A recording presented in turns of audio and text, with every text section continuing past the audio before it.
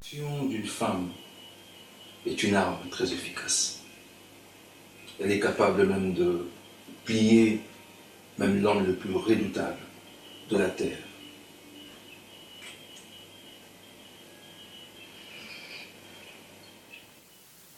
Donc, welcome back encore dans le lobby. Micro Nangezaki Onte. Bienvenue à l'émission Labino.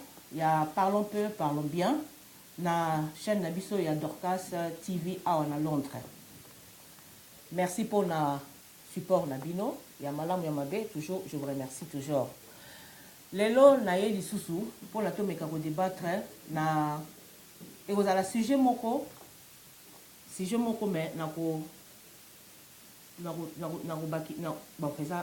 moko mais avec deux termes. Donc na évité ce moni titre oh ezana liboso na bino la dîme dans le combat. Donc dîme la katia combat. Pour commencer d'abord, il faut te la signification de dîme. Dîme et anine. C'est total dîme na plan biblique. Ezali, dîme ezali, impôt pour aider les orphelins, les démunis, donc les orphelins, les veuves et tout ça. Voilà sur le plan biblique. Mais, ils ont les billets pour développer, on va continuer à comprendre. Mais, dîme, ce qui est bien, ils ont sur le plan biblique. Dîme, ils ont le moko et banda kala. Ils ont la société et belé. Donc, ce qui est dans le banabine, ils ont dîme, déjà à l'époque, il y a l'Empire romain, ils ont collecté des dîmes. Ce qui na France, na kala, avant 89, dîme et zalaki bamlaki ko collecter ngo. Donc dîme et zalaka biblique. Dîme soit sali yango la comparaison tout le monde la que dîme et za impôt na vie réelle au toujours vivre. Alors terme la biso zali la dîme et le combat. Dîme et zali mot latin et za mot latin et zali décime et zali dixième partie. Dixième partie est loco. C'est qu'on l'autre développé dîme na développement na kati ya société. Dîme na kati ya combat et osala nini na kati wana. Et puis toyeba travail oyo ya dîme musala nango ezalaka nini. Utilité ya dîme ezalaka nini. Et puis toyeba comment collecter dîme wana. Na situation na biso ya lelo na vie na biso ya actuelle ya lelo quoi que dîme et c'est le mot bandaki kala mais la situation toujours qu'on vivre lelo dîme ezali très important mais de quelle façon voilà notre gâteau développé comme je vous l'ai dit dîme ezaki collecté dans sur total la France banda avant 89 les années 89 batu banda ko collecter ngo banda collecter ngo ndenge nini. Les gens qui sont paysans, ils ont travaillé de leur mer, de leur terre et tout ça. Les gens qui sortent de la personne, les nobles, les clergés, les prêtres, ils ont collecté dixième, il y a des produits là-bas. On peut se doter les dîmes, ils ont toujours en monnaie, mais toujours là, au salaka bilanga, ils ont dixième là, bilanga, là, produit là, au salaki. Si vous avez un bétail, vous avez dixième nango. Donc, ils collectaient cela et pas il y a pas pauvre. Et quoi que ce soit, vous avez des locaux, il y a aux amis des locaux tekate, aux amis na nite, même les gens physiquement, on ça gratuitement. Donc, on s'attend sur 10 heures du temps sans être payé. Donc, on a 10 car à 10 mots. Alors, et comme à un certain moment, peuple a l'embaki, à mon avis, et comme à une exploitation moko. Et comme à une exploitation moko, parce qu'il y a un groupe de gens, bango bazo vivre en abondance, bazo ko percevoir bon na bango malgré que bango bazo pauvre, bango bazo toujours pauvre, bamisusu baza kokoma toujours riche nde toyaki komona ke bayaki kosala wana na France bayaki kosala révolution française na 1789 nde place bayaki koabolir makambo ya dîme wana nde bayaki kobimisa lelo dîme ekomaki nde nini ekomi impôt baza koprélever siko impôt directement cela venir la revenu na yo baza koprélever ekomi mo wana neti ya dîme elongo me ekomi taxe moko neti impôt paku ekomi ndenge wana ekomi lisusu te ke likambo te ke oh ekozalaka bato mo bando kofuta yango te non tout le monde maintenant payer son impôt donc par rapport ya ndenge okozozola mbongo na yo et puis impôt wana oyo bandaki koprélever na mutu nyonso et bandaki kobénéficier sikoyo à tout le monde pas seulement na un certain groupe de gens soki mpe totali na empire romain ntango bazalaki bajuif mpe bandaki kovanda na Rome et tout ça les Romains prélevaient toujours une dîme chez les Juifs. Ils prélevaient dîme pour les Juifs. Donc, même les chrétiens qui étaient là-bas, ceux qui étaient un juif, aux la religion juive, ils ont obligé au foot, pas pour là-haut. Mais ceux qui sont chrétiens, ils ont confirmé qu'ils sont chrétiens au foot en côté. Parce que christianisme, chrétien, chrétien, secte juive. Donc, ceux qui basent la confirmation que tu n'es pas du judaïsme, au foot, pas pour la te dit, moi la te. Donc, dengue ezalaki dans l'époque ancienne.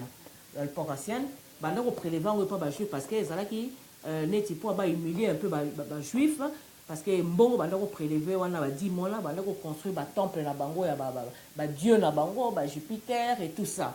Donc ezalaki façon moko ya ko vraiment il y a pour humilier parce que époque wana ba juif ba se révolta qui un peu contre les romains. Wana dim kaka. Na solo bakali kambu ya dim.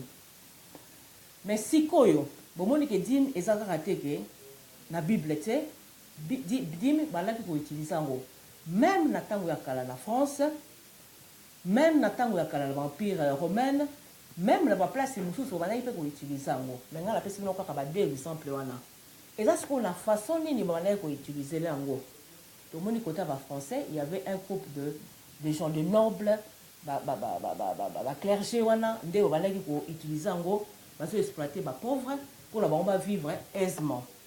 Tout le monde qui peut côté à l'empire romain, bah maintenant ça là on croit qu'il peut bah ça là qui peut qui peut pas pour la bombe européenne bah va rendre à César ce qui est à César et ça qui pas pour aux hommes là n'importe quoi on a impôt là bango taxe. Maintenant revenons la dîme na katia Bible. Na katia Bible bana nzambe pe oya Israël ba israélite ba israélien bango pe basalaki dim na bango bazali pe na dim na bango un dixième wala o se dit dixième wala o balongola kawana basalaka ngo comment pourquoi et comment il va dire que c'est boye bien ngo batebele baleka na télévision partout na média ba pesa biso ba explication ngo ndenge ba ko tiango ndenge ba soki bana ba levite ba lobi ke ba dim ngo et que ne pas bana levite boina boy ezalaki ndenge wana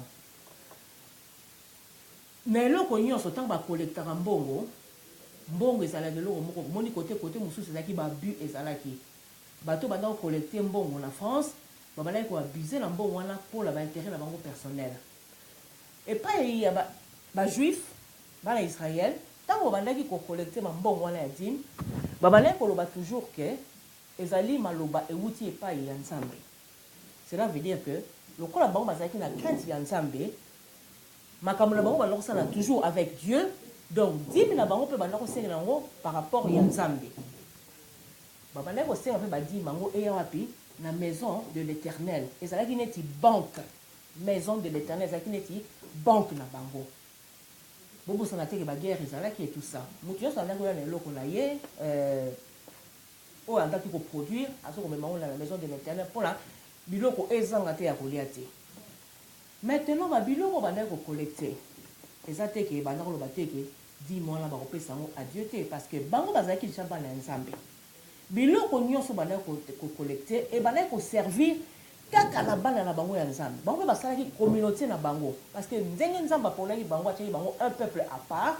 Cela veut dire que makambu na bango pe bazalaki pe na besoin basala pe dîme na bango oyo kopesa bango force.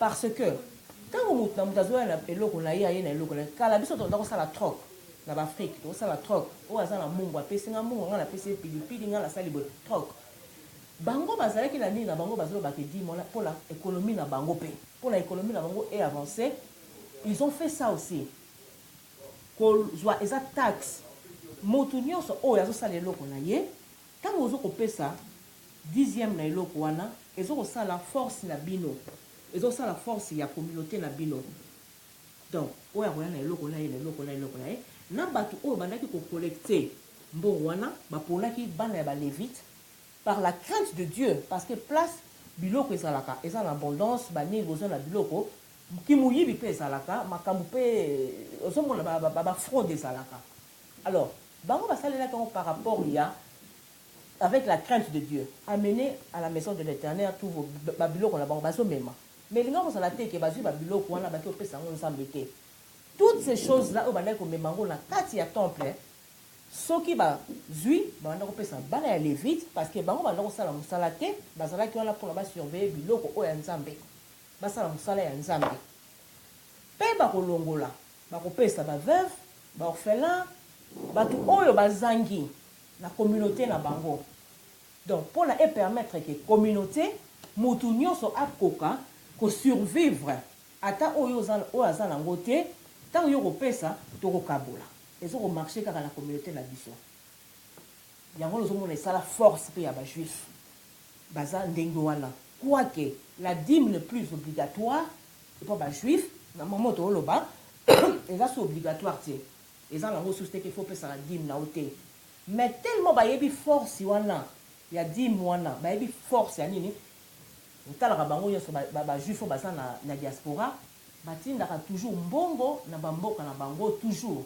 so totali hollywood ezali la plupart ya bato baza kuna bazali bajuif baproducteur baacteur mingi bazalaka bajuif donc batindaka mbongo ezalaka susu te ke oyo nalongola 1/10 te nalongola boye te batalaka selon ka babi non j'ai 5 millions natindi j'ai 10 millions natindi donc bakipaka so 10 millions na te ya 10/10 wana te ils continuent à le faire pour le développement de leur pays baza bato ti lelo toyebi ke baza na baguerre baza na boye baza na besoin ya kotinda bambongo wana mpona armée na bango mpona bandeko na bango batikali kuna mpona makambo tu mpona baguerre ezozala bafinansaka yango bafinansaka ezalaka te ke bazwi yango baki kopesa yango nzambe te bien eloko moko te na kala kwake banda kopesa yango mosusu bapesi babrebi oyo nzambe anda kosenga babrebi Dieu ne demandait même pas ok misuni te nzambe azalaki alobi kaka botumba yango solo oyo ekobima kaka odeur wana Dieu ne faisait que azokoya kocontempler kaka se contempler kaka na odeur anda kolia ni banyama wana ni eloko moko te ezalaki par bato so basala yango bana lévite balie et tout ça bazalaki lokwa bazalaki na crainte ya l'éternel quoique babi mpe eyaki oyo ntango nzambe ayaki koloba na bango ke vous me montez dans vos dîmes et dans les offrandes ntango azokosadresse na bato wana oyo bandaki kobomba mbongo wana bakomai mpe ere moko kimuyiba ezalaka nayoka bafraude mais au moins la globalité pas globalité mais la grande part aller vers oyo yo ndenge nzambe ayebisa bango basalela yango ebandaki komonana baveuve babandaki kozwa ya bango baorphelin bazozwa ya bango donc bango mpe bandaki kotikala na oyo bango bazalaki na yango donc bazalaki mwana kimuyibi mingi te parce que bazalaki na crainte de l'éternel soki sikoyo toyei kozonga sikoyo na dîme parce que so todîme lelo sikoyo na siècle oyo toza nango dîme eza kaka na rapport na impôt eza kaka baimpôt oyo tofutaka lelo kaka na mboka na vie actuelle parce que sikoyo impôt yango sikoyo bakomi kozwa yango epai na biso parce que liboso ezalaki na ndenge moko ya komo ya lumbelumbe ya non bosala boye osali bilanga lelo baye opesanga 10% tout ça donc ils ont profité mpe kaka na bagroupe de gens mais lelo ekomi impôt ekomi civilisé ekomi motu soki ozotravaille na salaire na yo bayebi ke bakolongola yo mpe ezalaka soki otala ezalaka neti ba 10/10 wana mpe kaka motu nyonso ata mpe moganye loterie oyo eza mbongo ebele il faut balongola yo mpe kaka impôt na yo eloko nyonso kosala oyo eza revenu na yo oyo ezali osombaki eloko oteki yango ntango oteki yango montagne nyonso na bénéfice na nini olongoli mpe paku na yo donc na eloko nyonso mpona basekanaka mpe na paku te mpo soki eloko na baétats-unis so otali baacteur ebele bakota baprison parce que babandaki kofuta impôt na bango te donc côté wana bazalaka très sévère parce que bayebi ke baimpôt tozo kofuta yango wana nde ezokobénéficie na bapeuple oyo yango ezosalake toza na baécole gratuit toza na bahôpitaux gratuit banzela ezokosalama babiloko tout donc tozokomona ke paku oyo biso tozokofuta yango ezosalela mpe kaka mosala ya gouvernement mosala kaka ya gouvernement oyo ezokobénéficie na peuple ezobénéficie na motu nyonso voilà paku ndenge impôt tofutelaka place esalaka mosala et puis voilà dîme oyo tozobenga epai ya bana ya bajuif bazokoutilize yango mpona communauté na bango ezala na force wana et puis soki totali na réalité ya lelo communauté juif ezali communauté moko très makasi ils sont partout ils sont so totali basa vraiment fort baza soudé bazali basentraidaka entre bango donc par rapport ya mbongo ndenge ezokocircule entre na kati na bango baza na babiloko nango basala bashop na bango ya bakosha bani donc bazokonsome biloko na bango donc voilà dîme eza eloko teke ya motu ya personnel teke ozwi dîme ndenge lelo biso tokomi kosalela yango tozokolinga koimpose bato bapesa dîme sans pour autant ememela biso solution moko te mais maintenant na revenir sikoyo na ndenge bomoni wana nakomi dîme dans les combats napesi bino exemple ya bana bajuif nde babandaki korécolte nde bapesaka babanda kopesa badîme na bango mpona eservir na communauté na bango juif et puis ezalaki kaka teke dîme ebandaka ezalaki kaka epai ya bana ya bajuif te dîme ezalaki partout ezalaki taxe eza taxe lelo tokokoma na taxe wana ya dîme wana kaka ndenge tosala eza impôt moto nyonso tu oyo asalaka moto nyonso aza na revenu na ye il faut apesa yango mpona eservir na tout un chacun donc eza l'état eza ezoservir na l'état c'est toi l'état c'est moi donc voilà mais lelo toza na combat en tout cas combat na biso ezali ebandaki très bien tobandaki bato babandaki combat très bien eloko ezangi combat ezali mbongo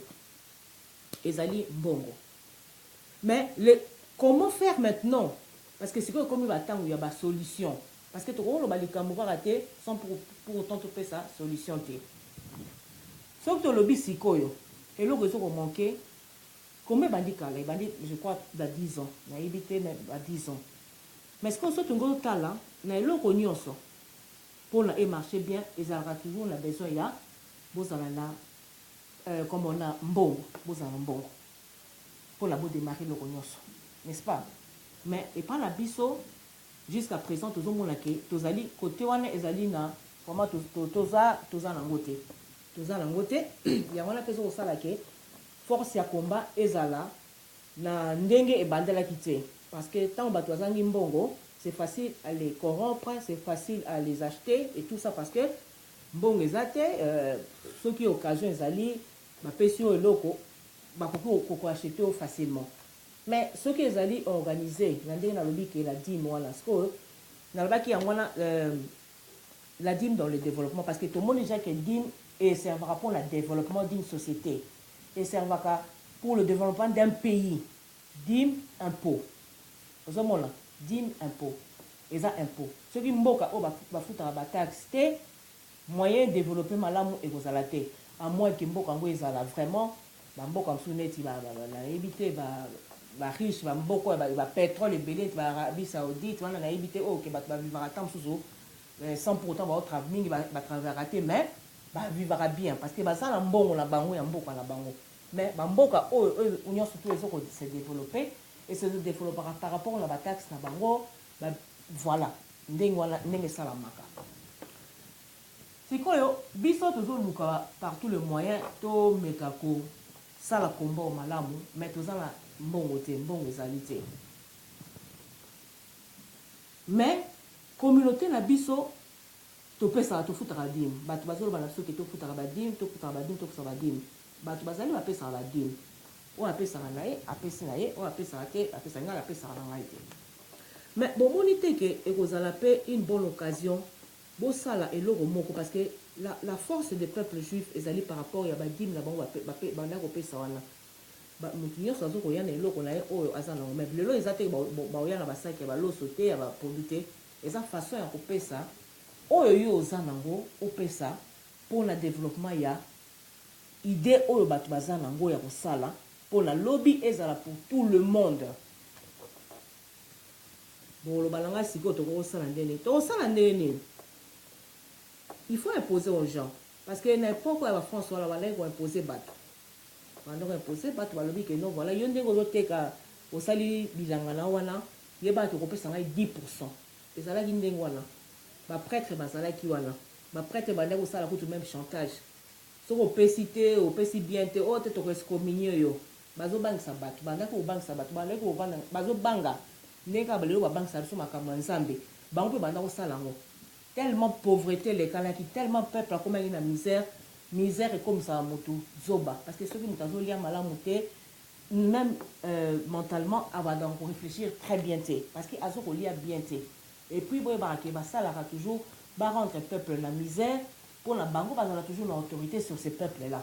Donc yango le monde la que peuple toujours bazala ko tia eka na misère comme ça peuple moyen à communauté et loko okotinda yo lobine que non je vais acheter ta femme opesa mwasi na yo oteka mwana na yo oteka okomiteka yo mo parce que oza susu na makasi wana te okomi vraiment na misère comme ça bango bakozala na autorité sur yo.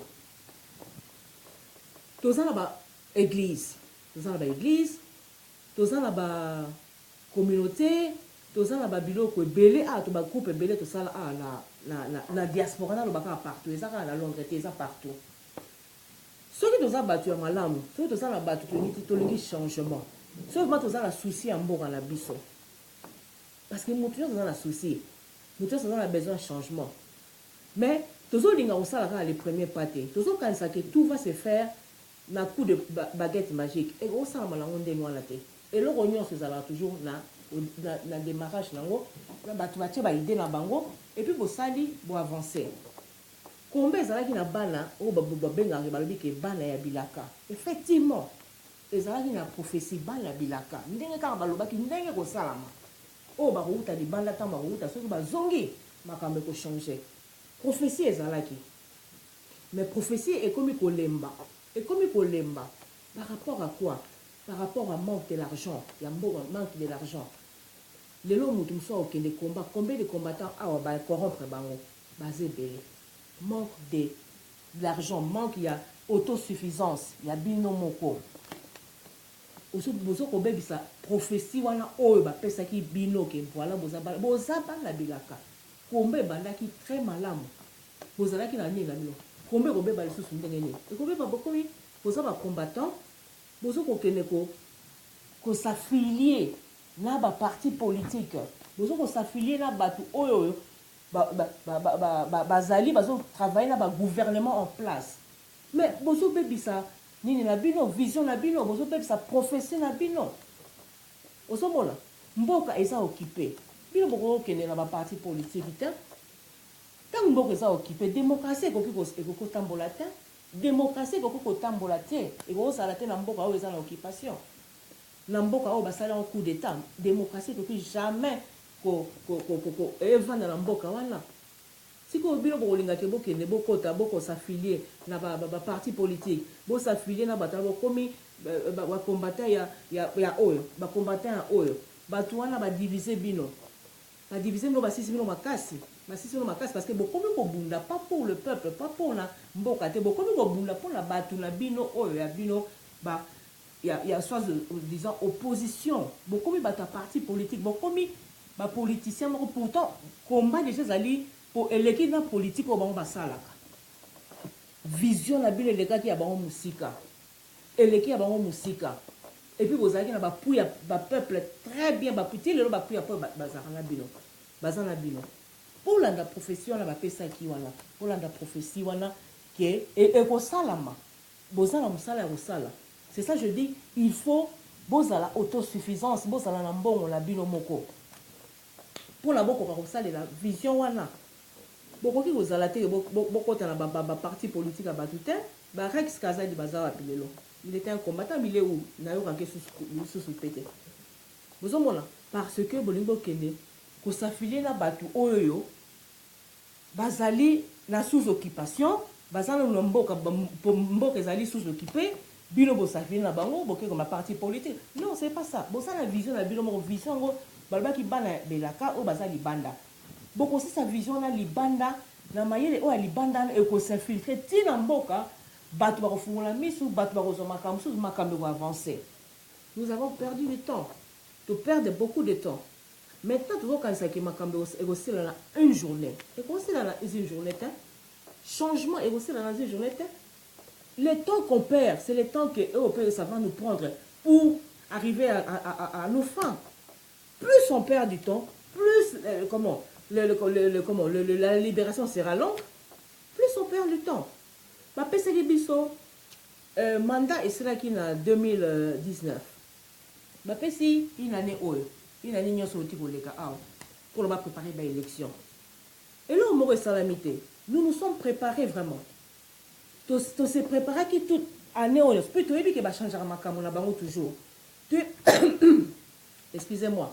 Tu es que va changer toujours ma caméra bango. Tu es que va garder ma promesse na bangote. Mandé si li babi que non on accorde encore une année. Mais tu es pas quitter vous avez pas tout comprendre que na une année on a rien ne va se passer. Rien de bon ne va se passer. Mais quelle précaution tu dois qui pour la chose à la surprise en décembre il y a année haute. Quelle précaution. Tu as une année mobimba. Il fallait une année moko vraiment tu réfléchir tu comment non, trop c'est trop pourquoi va passer sur une année en tout cas une année on a encore passer biso la machine toi la machine en marche. Tu vas réfléchir tu vas dans ça la banda. Mais on le fait pas. Toujours ça l'angoté. Tant que tu commis siko awa tu lobby que on a décembre qu'est-ce que vous croyez que décembre qu'est-ce qui va se passer? Na décembre l'année passée même quand tu me sais que dans rien ne s'est passé. Na décembre on est besoin quand ça que quelque chose va se passer vite fait. Qu'est-ce qui va se passer? Mbok ezali na occupation, mbok eza bien té. Tout ce temps-là, qu'est-ce qu'on fait?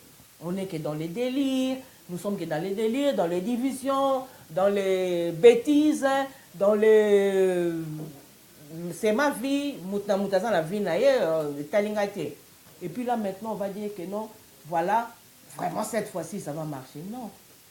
Ma possible encore une année prochaine. Tu réfléchis parce que dans le lobby que en décembre rien ne va se passer. Mais on nous accorde encore une année. Mais là une année voilà. Soyons sérieux maintenant. Toi comment sérieux? Toi comment discipliné? Toi comment discipliné? Toi comment sérieux? Toi ça là sacrifice. Badim au bout de dans l'église qui ne va pas vers l'éternel, qui ne sert pas aux enfants de Dieu. Pour biso to za bana nzambe. Biso nyoso to za bana nzambe. Dis-moi là il faut qu'on profite de la bana nzambe. Bana nzambe va se souffrir. Mais où vont ces dîmes là? Okende, bo sala ka bo kena na ba église, bo sali bo kena ba église. Ba dim o bandi ba pesaka. Maintenant redevenez les combattants d'avant. Bozonga c'est qu'on a makamla bino parce que boké na facilité bat bazo ko kabinoté. Redevenez comme les hommes boké na chaque église au boyebi chaque mois bo bana ko zo mbongo ya dîme. Parce que chaque mois dîme kotaka. Dis-moi là que ça serve et servira na musala oyo ya nino. Na France bato so futi au comment au pesi mbongo na nino o aider armée israélienne ba impôt na yo ko kita. Pourquoi? Parce qu'on aider guerre, parce qu'on aider armée israélienne. Si on foutit bango PC bango mois donation, yo impôt na yo année ba okiti sango. Cela veut dire que ça n'est impôt sur le talent de la kidim, mais ils ont servir l'année. Ils ont servir la armée. Donc c'est la même chose que biso lelo ke to lobake, toza na combat moko, toza na besoin ya rozala na comment na support moko. Support ngo uta wapi? Support uta na communauté. Support eutaka na communauté. Et quelle communauté? So totali communauté oyo. O ezali makasi. O communauté ko saka bambongo. Communauté oyo batu bayokelaka. ce sont nos églises. Ezali bato oyo so basali ba fête bato baye il faut percevoir ba impôt et pas la bango ba dim c'est bien beau bato basali ba fête tant ba bimisaka bato na nzela bato wana ba bimaka te mais tant ba fête bato basala plein 5000 personnes bato wana ba osala mbongo alors boyesi bango to bona biso te ezali moyen kutu ya bien ya kobimisa bato ya kozwa mbongo et pas bato mais bino faut pesa biso paku revenu na biloko bino bosali wana bato babimaki 5000 tant tobengisa bango babimaka te lokola botonisaki basali na 5000 personnes bogani autant donnez-nous 10e ya soirée na bino vous le mettez dans la caisse problème c'est que qui va prendre cette caisse là voilà tokozonga nango après allez-y dans les églises chaque mois allez demander de l'argent parce que comment eza bino kaka eza ya bango nyonso quand le pays sera libéré tout le monde va jouir de ce pays là allez-y ce n'est pas question que bosenga bato te ko omoni tokende voyage na France tu as besoin d'un billet à 100 euros non 100 euros ça yom tofuta maintenant ça doit être pour tout bazwa kaba dim na bango na ba offrande c'est très bien il faut que to lo bake bato pesa ba dim na offrande comme ça quand on va ko kangango ba pesi 10e na bango et pas na bino les gens qui font de fête 10e na bango et pas na bino c'est comme ça que ça va marcher bato a shop soki tolobi ke bato a shop to ke na kosomba biloko epa na bango bakozala na mbongo mingi babanda kopesa biso pe 10e bando pesa 10e na bango c'est comme ça que ça se passe chez les juifs yango wana bazali force bana force bana armée na bango bazana makambo nyonso il faut l'histoire doit nous apprendre tout ça babiloko te o bazo sala comment bazo ko avancer comment bazo sala ke ba réussir ba guerre na bango tokozala te ke tozala toujours kaka ke o kosenga kote o ake non organisez-vous mettez-vous ensemble laissez les partis politiques revenez comme vous étiez avant pour revenir une année etikali c'est le travail qu'il faut faire c'est ça le travail to longwa na kati ya makambo wana to ba opposant basala musala bango ki opposition wana basala musala bango ki opposition na mboka basala opposition si ça marche oui, il faut marcher là, mais c'est à craindre. Mais bonne chance. Mais bino, bocha, maïle na bino, tango bimisaki, ni noana ya combattant. Est-ce que l'opposant va quitter? Bah ça la quitte. Tango combat bimaki résistance combattante. Il y a pas combattant. Et bimaki pour l'année. Parce que bon mon dit que bah oh bazana bazo sale lo moroté. Yangwana et lo mususu yaki ko bima. Mais comment bino bomoni ke bato ba dans ça le remonter bolingi wo s'affilier na bango non mes chers amis pense à la vision na bino face à la provision vision ezali makasi ezali provision de sikoyo provision faut bosala yango ozomona bosenga bosala organiser c'est tout bato ba oyo ke na bino plus que ba opposant na o bazo sala du n'importe quoi. C'est ça la force, et ça n'dingoana. Pour ceux qui savent, bon lembi, bon vandi, bon tiki makambu, makametika nango babuzo bezo oleka, il n'y a pas un mot d'ordre, il n'y a rien. Non. Beaucoup revendent la bamsous, va combattre, msou va kena revendre la makolo, va pasteur. C'est quoi ça? Bilo bolobi kezali la kaya ni ya bana Simon qui ya kimbangu. C'est comme bozo zonge la siko ba église on a pourquoi. Bozo mon ateke bozo be sa vision na bino. Kimbangu, bien sûr, Jésus, Azali. Mais, beaucoup qui ne voient pas tout le pasteur, vous voyez bien que le pasteur, avec qui il travaille, la plupart des pasteurs, je parle. Vous savez, le pasteur, il y a politique, pour eux, c'est le paradis, la vie éternelle et tout ça. C'est très méchant. Donc, beaucoup ma sévère, beaucoup ma street. C'est comme ça que vous allez ça compte ni na bino. Qu'est-ce na bino, qu'est-ce wana pour permettre bino que pour grouper ça mot d'ordre na batam sur le terrain, batouana que nous sommes supportés ici, on peut faire ça parce que nous sommes supportés et c'est comme ça. Même ba musulman ba sala ngo.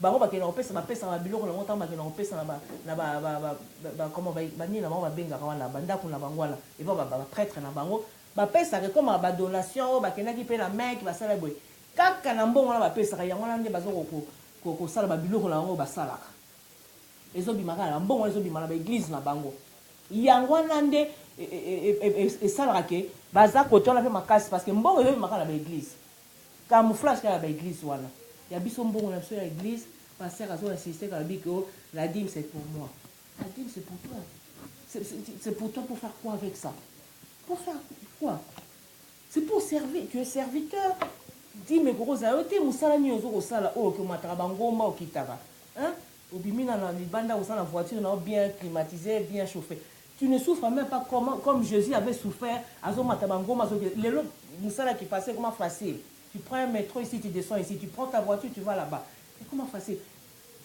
vraiment il faut maintenant commencer à être inscrit bon tout cas une année pour la que dans décembre rien ne va se passer parce que tant ambassadrice wana Niki ayaki na nini ayaki ko approuver makambo ki alobi ke ndenge alobaki ke kosala parce que eza ndenge wana une année oyo bapesi biso ntango bapoliticien na biso babimai bomona nde babimai nde bakomaki balobaki na biso te ko nous avons parlé avec Niki nous voulons que Kabila cette année avant cette année qui ne soit plus là sinon non na devant la caméra balobaki le remonter nous avons parlé et nous allons parler au peuple tout le monde a qui loko moko te balobaki na caméra heure wana te tango Niki azaki dans ma colonie na Congo te wana babimaki bango nyonso batelemi wana nous avons parlé on va parler au peuple heure wana il fallait nde boloba que non présence na yo nous ne voulons plus ça vous nous avez accordé une année on l'avait accepté nous ne voulons plus une autre année balobaki yango te abalusi mukongo makambo ebandi lisusu donc totia espoir yango te. Commençons à être sérieux. Une année où préparons ça comme il faut. Je vous l'ai dit. Beaucoup de choses à l'école, tout le monde a besoin de bloc belé. Ceux qui ont salimbangu, tous à libérer vite. Mais ceux qui ont continué à babuzoba, na distraction, il y a trop de distractions. Ouais, trop même. Vous avez là. Combattre il faut babilo sur distraction bani na ba France sur ya France wala ba distraction au moni babilo comme sous ba to sala buzoba bozonga ndenge bozalaki hors de quota eza likambo banga te bosalelo pour la mboka na bilo bozonga bolomba te bolongola na ba distraction oyo abatu oyo bazokofinga batu bavani na poto bazofinga batu Congo na ba caméra bazofinga ba journaliste ba congolais mais bozomona ngo eza ndenge oyo kuna asali boye lelo mikolo distraction ba musique kofi na oyo fali na oyo distraction soki totiki ba distraction soki tokomi na discipline soki tosali sacrifice tokomi vraiment tokomi na koloba ndeni conscience eza déjà toza nango toza na biso na conscience toza banyama te toza na conscience tosalela conscience yango mais tozala donc discipline. Discipline. Tout comme un soldat. Dur entraînement, facile combat. Si on s'entraîne bien, le combat sera facile. Mais si on ne s'entraîne pas à Tamuto, à Salaki, à gagner Usain Bolt, à gagner quelqu'un dans les il faut que bataille, à telle faiblesse, à telle force. Vous habillé na force, faiblesse, à soukra à 1 minute 30. Force ezaka 1 minute la force na la faiblesse na il s'est entraîné akene ka mbala moté na terrain à côté na baloki mambangwe nzamba ya asotise ye entraîneur na ya non il s'est entraîné avant coach na ya zotala ya sala combien 20 à sala 1 minute 30 ya bandi yo kokita tina 1 minute parce que to yebite sta msusu année oyo akokita na 1 minute 20. Le il faut qu'il y ait 1 minute, on avance, il y a 20 secondes. 20 secondes. Alors, ça l'entraînement. Quand je suis dans le hôtel, on a 1 minute 30, 1 minute 20 secondes, 1 minute 10 secondes, 1 minute. Quand on a quitté, on a 90 secondes. Ah, si. Ah, ouf. On a côté la terrain, là, que nous sommes là, nous sommes là, nous sommes là. Ah, sali, à battre, parce qu'il y a qui. Faiblesse naie, aibi force naie. Piso tolingi ko sous-estimer bato. Tolingi ko sous-estimer bato. Mutwana ato longolela lobi. Non, baza la force na bango. Bango ba aibi faiblesse na biso. Biso to yeba faiblesse na bango.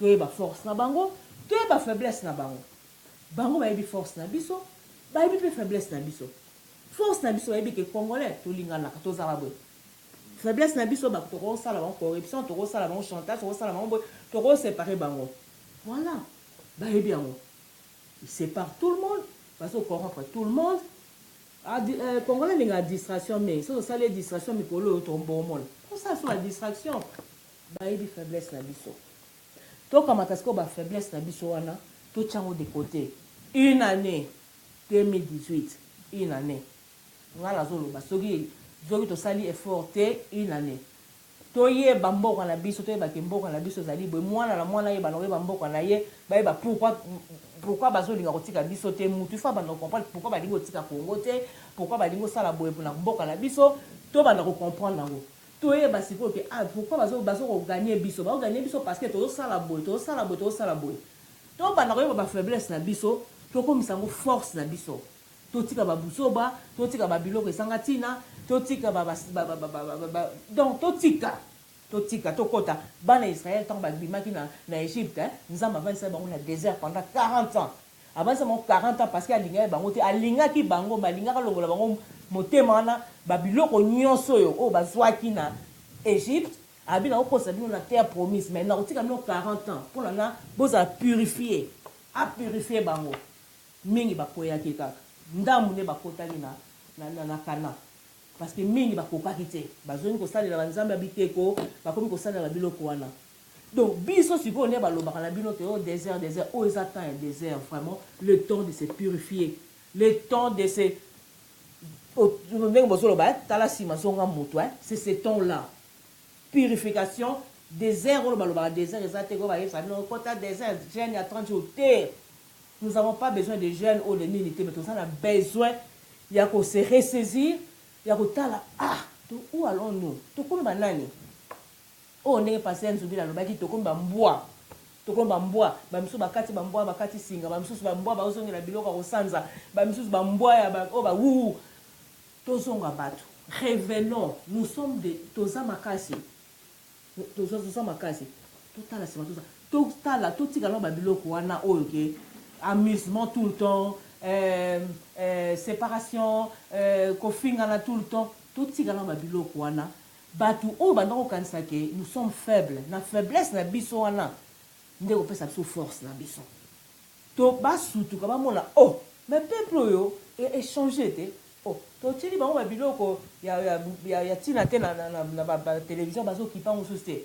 To futi batu basala ba distraire bango, bazo sala bazo kipa ngo susté. toyebisi boye bazokipe susu mais peuple bobangi kokota mais soki kaka bayebi kaka tozaka neti ndobo kaka batie biso kaka babendi biso tokosala tokozala susu na occupation encore si je me trompe pas 20 ans 30 ans tozala nango nazoloba ngo neti black mais tozala nango nayesa bino ke l'arme la plus forte c'est le peuple. Nous sommes l'arme. L'arme, il faut te protéger bien, il faut te viser, bien te soigner l'arme. Tout tika la discrétion inutile. Tout tika. Prenons ce temps-là. On va perdre une année encore. Tant qu'on mande si là qui, biso to kansaï ke, na coup de baguette, to ba ke ba ko libérer biso ba osala boy. To komi avant la fin de avant cela, ba tindeli biso mot d'ordre mususu ba lobi ke ba pesi biso encore une année avant tout ça la élection. Élection avec qui? Élection, biso de se préparer pour na candidat à l'élection. Non, ok, na élection.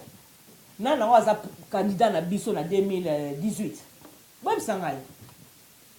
Propagande to bandi na muté, to za la candidaté, le remoroté, bon, siko, bon, sanga siko. Préparation ni to sali o to zo ganga élection. To préparer ni pour l'élection. Ba on va préparer. Bien on so lobi ba biso ba dauphin. Bosco biso, tu as préparé nani. Donc tu as M. Félix, bien tu as M. Nani. Non, il faut préparer. Félix, makamla au sala pour la mboka, tu es évité. Jusqu'à présent, tu es évité, l'on est vraiment à envisager pour la mboka. Tu es évité karaté. Élection 2018, tu vas préparer, tout le monde a donné la préparation. 2 ans avant, celui 3 ans, tu vas préparer car débat, biloko, sala, tambola, propagande. Bisola, il a non de tokansi to ça l'élection là. Dans le qui arme, c'est le peuple. Le peuple, voilà, ce qu'a Monique a commis Makassi, a commis vraiment bien formé. Et on l'arrête pas. On l'arrête pas. On peut pas arrêter ce peuple-là. On va arrêter. On dit que la faim fait sortir les loups du bois. La faim. Peuple azan nzala. Azan siko na kata zamba. Zamba bloque sili. Mais tant on bima libanda. Akolia. Abanana kolia na basoso ya baba nino yo. Apa komi kolia na bato. Loup. Ezan tengwana nzala. Peuple azan nzala. Peuple azan na passe. Donc tozala na vraiment na temps oyo bapeseli biso lisusu une année oyo mpona ke tokoka koprépare baélection biso sikoyo tozelango mayele dime oyo ndenge nalobi dime dans les combats dime tosalela sikoyo maloba ya nzambe na kati ya bible tosalela makambo ya nzambe toza bana ya nzambe tosalela makambo ya nzambe dime wana oyo bapesaka ça va aux veuves aux orphelins baorphelin baza ebele orphelin baza ebele na congo baveuve bakoza ebele boyebi yango dime wana sikoyo topesaka na baeglise fo esalela mosala wana epa baorphelin na baveuve bapaster bacollecte nango biso na baeglise na bango bacombattant bokende kuna bozwaka ba 10e na bino wana chaque fois ti tokóma na 2018 bozanga mbongo te bato bazo kosala bafete na bango wana toyebi place basala bafete basala bino bokei bozwi 10e na bino botie na caisse place bokosala caisse wana ozala nini na bino organisation na bino bozala sérieux boyeba bino moko comment vous allez faire ça je n'ai pas un conseil à vous donner parce que nayebi ndeni boévoluer te. Donc c'est ça. Et l'autre nyonso oyo tosala biso nde tozali ya bamama 100 kilos bamama soki ndeni bapesi 10 000 na bango bapesi parce que ezali libération pour tout un peuple. Voilà, au lieu que tozala na souffrance toujours otindaka bambongo na Western Union individuellement chaque mois peuple wana aesouffle moke misala ezalama bato babanda kofuta taxe wana esalama ebongisa mboka tokóma bamboka neti oyo bamisusu taxe ezokofutama ezokosala baekole ezokosala bahôpitaux peuple wana ameka un peu kosouffle. Sinon te nous allons nous retrouver dans le 2050 awa nayebi te so enakozala na 2050 nayebi te so tozalaka na bameme propagande oyo nde tozoloba lobo ça je ne sais pas. Donc tozwa mayele une année qui nous reste tosalela on landenga bien soyons disciplinés laissons les distractions laissons la belle vie toi la belle vie te eza na temps oyo ke tokota na désert tozala purifier neti bana Israël bazalaki purifier avant bakota na Canaan désert na biso etikali ya une année wana mutu na mutu aza conscience na ye ayeba par na ye nini akomemango na kati ya libération ya Boka Congo. Je crois que je vais m'arrêter aujourd'hui ici. On retrouve pas next week Bozana, pasteur Zoubila. Alors, quant à moi, je vous dis vraiment merci et à très bientôt. God bless. Bye bye.